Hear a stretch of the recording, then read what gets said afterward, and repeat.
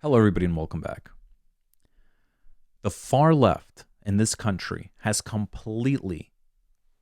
off the rails, completely lost control. Look what's going on in these universities.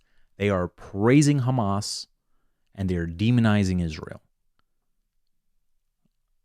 Hamas is a terrorist organization, and Hamas is a violator of human rights. Israel is the complete opposite of that. They are also praising the Iranian government for attacking Israel. Again, not Iran, not the people of Iran, but the Iranian government, the people in charge. They're a sponsor of terrorism around the globe. Okay? They're a violator of human rights. They had a woman killed because she wasn't covering her hair. They just sentenced a rapper in their country to death because of his criticism of the Iranian government. The liberals in Iran are against their government. The liberals in Iran, they're against Hamas. They're pro-Israel. They're pro-Palestinian. They're pro-peace. They want peace on both sides. They want violence to end. They understand that their government is responsible for this. They understand that Hamas is responsible for this, and they must be stopped.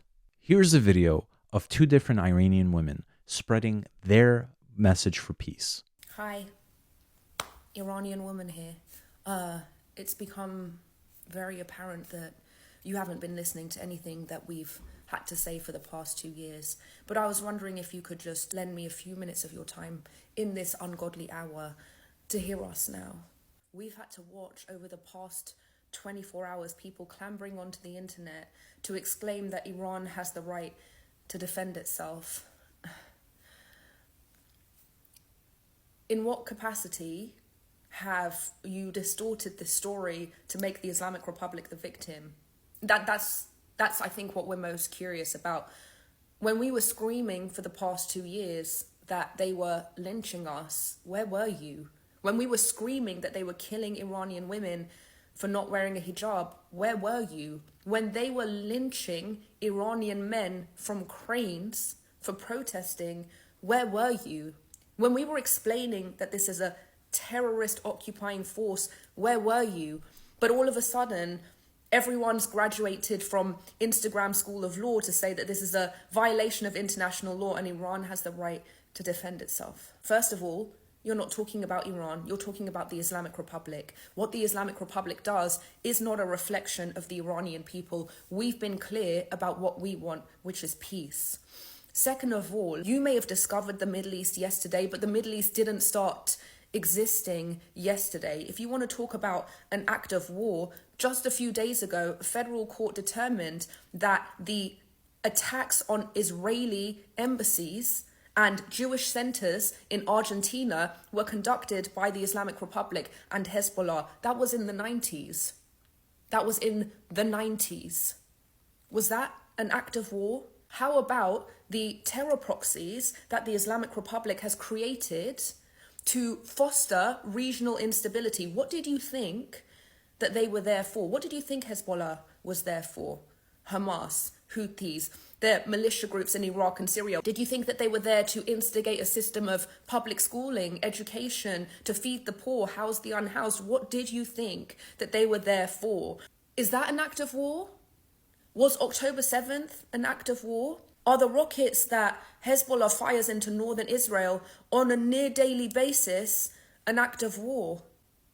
And so when these senior IRGC commanders meet up with Hezbollah in a IRGC military base, okay, not an Iranian embassy, and Israel strikes, your response is to say that that is an act of war. If you had listened to us for the past 2 years, much less the past 45 years, You'd know that Iranians don't want war with Israel. We want peace with Israel. Iranian people inside of Iran have come out and said this over and over and over again. It's you that wants war with Israel. It's your hatred for Israel and your hatred for Jews that's pulling us into a war that we didn't ask for. Have we not suffered enough for the past 45 years that we now have to be used as pawns for your fantasies about war with Israel? Leave us alone. We don't want that. So if you want to support the Islamic Republic in putting Iranians' lives at risk and everyone's lives at risk, they just killed a 10-year-old Bedouin boy for this. Is that what you wanted?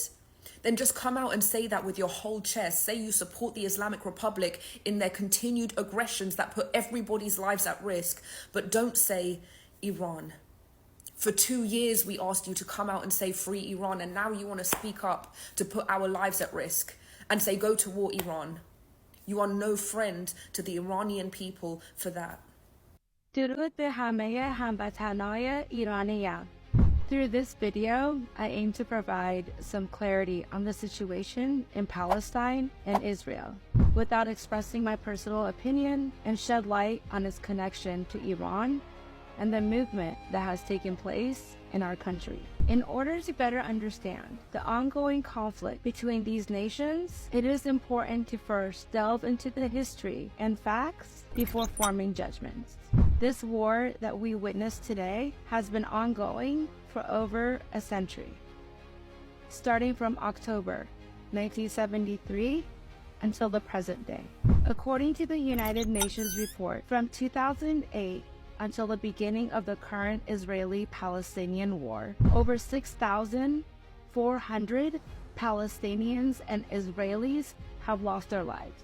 During this war, Palestine has experienced the displacement of approximately 5 million refugees, with over 1 million more added since its inception. Additionally, more than 200,000 Israelis were forced to leave their homes and cities. The number of civilian casualties in this ongoing war is truly horrifying, resembling another genocide in history. Over 11,000 individuals, and 40% of that were children, have lost their lives. Regrettably, my country also plays a significant role in this genocide, providing financial resources and weapons to Hamas.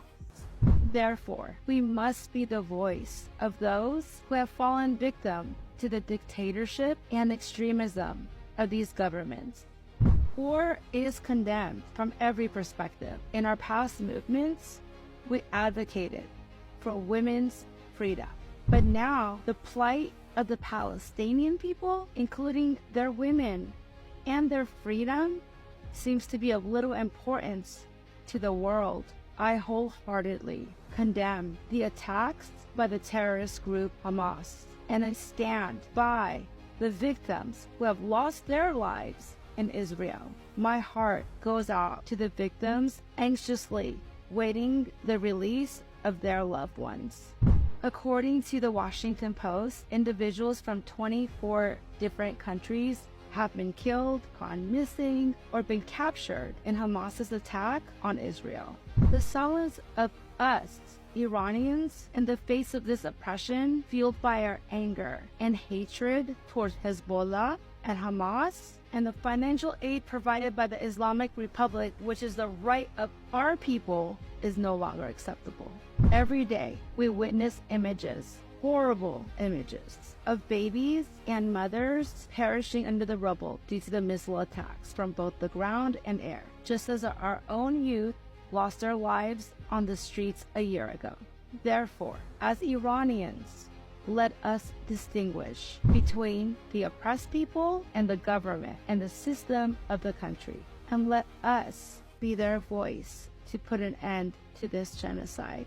Dear friends, while it is commendable and appreciated if you stand in solidarity with the people of Israel by displaying the Iranian flag, I implore you to also stand with the Palestinian people, emphasizing the Palestinian people, not Hamas. At this very moment, while this video is being recorded, over 50,000 pregnant women are in grave danger due to the lack of electricity and fuel.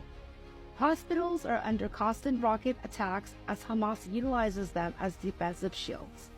Yet, these people are defenseless. What is their crime? We must be their voice. We must not remain silent, just as we did not remain silent for the children of Iran.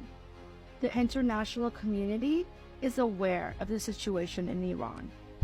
We are human beings, and we yearn for humanity and justice for all, whether it be in Israel, Palestine, or Iran. Whether oppression and cruelty, wherever oppression and cruelty occur, we must unite and stand against it. In conclusion, I would like to share a beautiful quote from a poet, an Iranian poet, Saadi, who beautifully stated, "Human beings are members of a whole, in creation of one essence and soul. If one member is afflicted with pain, other members uneasy will remain. Let us strive for freedom, justice, and unity. Thank you and merci." Wow. Now those are messages of peace. And these videos are viral videos, especially the first one I just played. Okay? That means these people in the universities, they've seen them. They've seen at least the first one, but the second one got a lot of views as well. By the way, the second one, wow. What a uniting message. The people in the universities, they don't care about this. Okay? Because it doesn't fit their narrative. They want destruction. They have nothing to live for. It's crazy. Because if they truly cared, then they'd be more like the women in these videos. And if they also truly cared, by the way, right? If they're such social justice warriors about injustice, why not talk about the Kurds? The Iranian government and the Turkish government are constantly, attacking the Kurds. The Kurds had their own country. No more. Why isn't anybody talking about that? They're constantly fighting for their survival. How about the Uyghur community in China? Nobody's talking about that. Mosques are being taken down. The people are put in camps. Nobody's talking about that. But no. It's only about Israel. The Jews are bad. Just seems to me that these people in the universities are just a bunch of Jew haters. I mean, how else am I supposed to perceive it? Looks like the so-called liberals of America need to learn from the liberals of Iran. Okay? The liberals of America have lost themselves. The so-called liberals, I should say. They don't even know what they're fighting for anymore. I mean, here's a clip of two girls admitting that they don't even know what they're protesting. What would you say is the main goal with tonight's protest? I think the goal is just showing our support for Palestine and demanding that NYU stops. I honestly don't know all of what NYU's doing. Is there something that NYU's doing? I really don't know. I'm pretty sure they're... Do you know what NYU's doing? About what? About Israel. Why are we protesting here? Palestine will be free! I wish I was more educated. I'm not either. They don't actually care for solutions because then they won't have anything left to fight for. That's why they always need a conflict to exist, because otherwise they'll feel useless. Spoiler alert. This is just like in the end of the movie Memento. If you haven't seen it, then you should watch the movie. Until next time.